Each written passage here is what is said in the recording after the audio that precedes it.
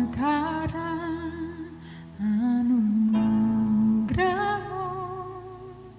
hari ini ada, bukan karena kuatku, namun karena Roh-Mu. Ku bawa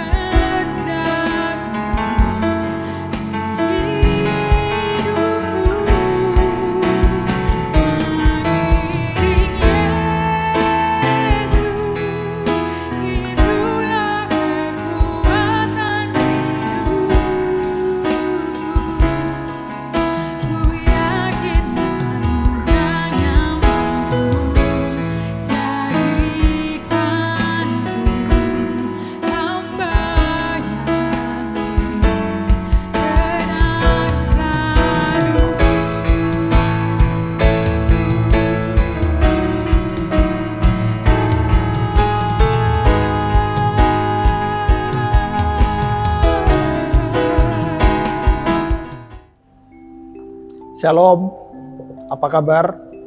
Kita berjumpa lagi di Rehat, Renungan Hati Sehat GPI Ngadinegara, Yogyakarta.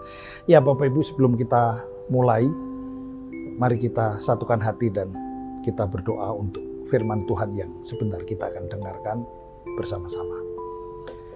Bapa Tuhan Allah kami, terima kasih Kau gerakkan hati kami untuk kembali bertemu, melihat renungan di saat ini. Kami rindu mendengarkan kebenaran firman-Mu, dan ketika ini kami lakukan, biarlah Roh Kudus membuka hati kami, pikiran kami, sehingga kami mendapatkan pencerahan yang datang daripada-Mu atas firman-Mu ini. Terima kasih Yesus Tuhan, terima kasih Bapa. Dalam nama-Mu Tuhan kami Yesus Kristus, kami mengucap syukur dan mulai mendengarkannya. Terima kasih, haleluya, amin. Ya, beberapa atau 1 bulan terakhir ini saya banyak digerakkan untuk bicara tentang tabur tuai. Jadi sepanjang bulan Agustus ini, baik di ibadah minggu, di renungan-renungan, ibadah pagi, dan kali ini pun saya akan sampaikan, ajak Bapak Ibu bersama untuk melihat kembali apa yang Tuhan kehendaki dalam konsep tabur tuai ini. Yang pertama Bapak Ibu, kita tahu ayat yang akan kita gunakan adalah dari Galatia 6 ayat 7. Saya akan bacakan sebentar untuk Bapak Ibu bersama. Galatia 6 ayat 7. Jangan sesat. Allah tidak membiarkan dirinya dipermainkan. Karena apa yang ditabur orang, itu juga yang akan dituainya. Nah, di sini Paulus jelas menggunakan konsep tabur tuai untuk mengingatkan jemaat di Galatia. Bapak Ibu yang terkasih dalam Kristus Yesus,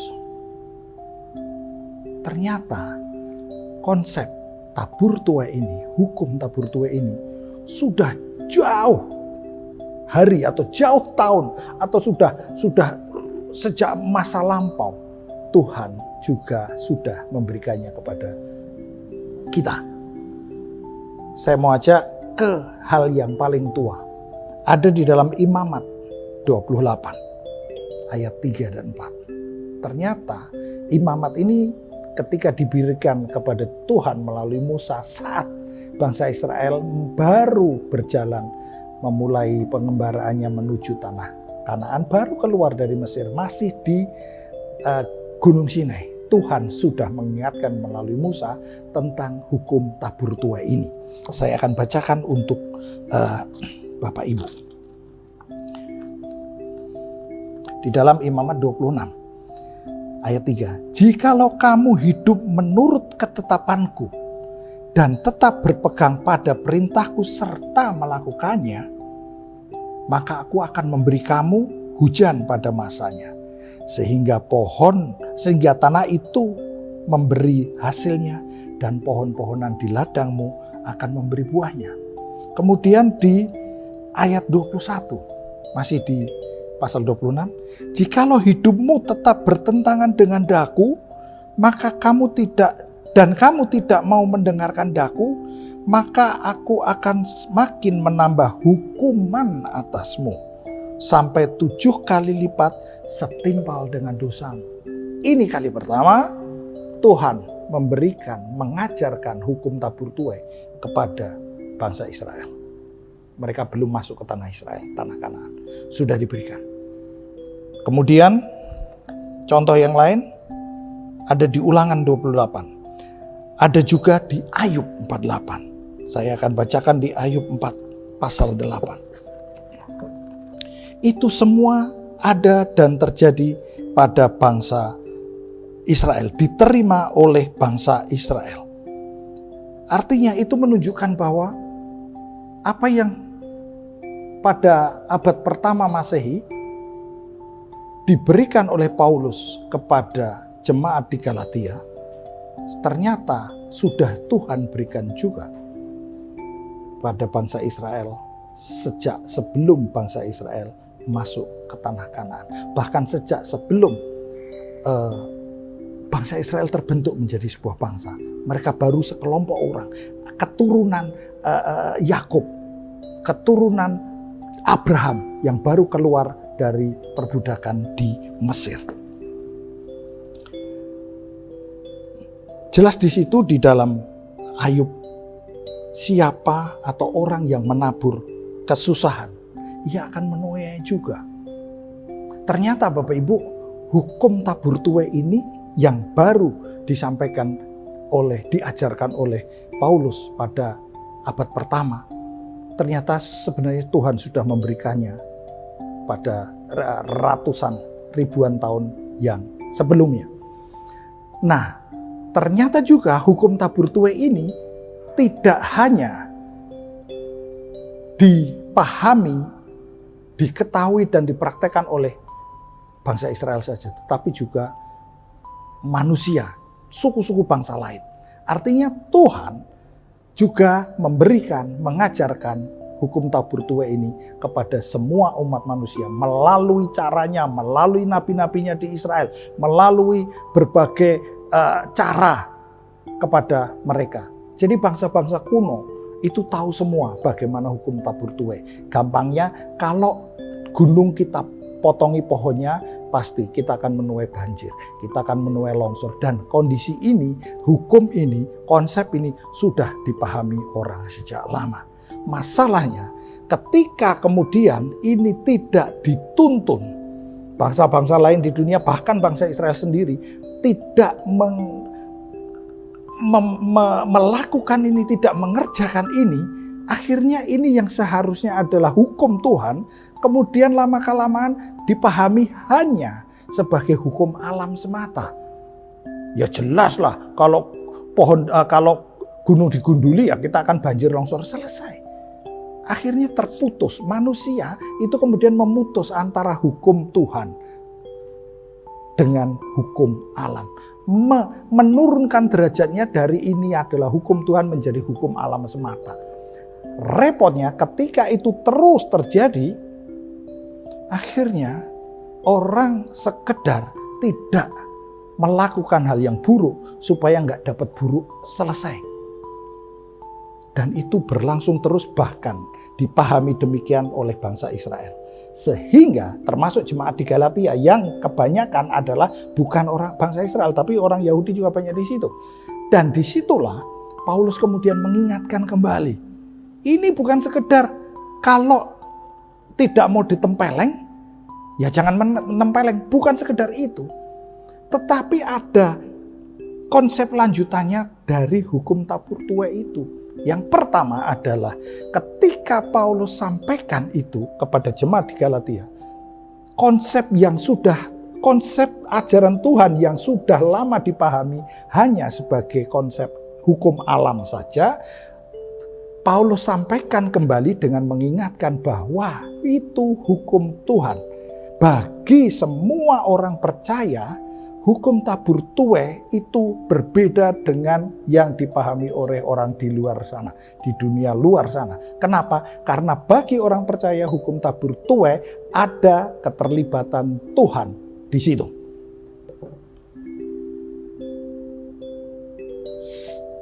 Kelanjutannya adalah ketika kita orang percaya memahami hukum tabur tuai bukan semata-mata sebagai hukum alam, tetapi bahwa ada hukum Tuhan di situ.